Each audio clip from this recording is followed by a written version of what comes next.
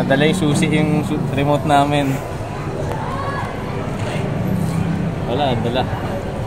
So, gagamit tayong code. Kami may 9-digit code tayo. So, ganito mag-activate ng code. Ito yung code ko. Hindi ko papakita sa inyo. Ayan. May kakaiba tayong code. Ang gagawin nyo, bilisan na to. Test nyo lang 4 seconds.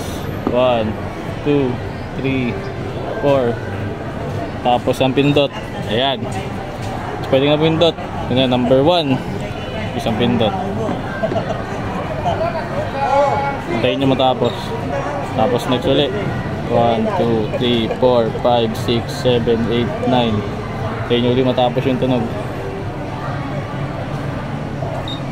So next, pangatlo. 1, 2, 3, 4, 5.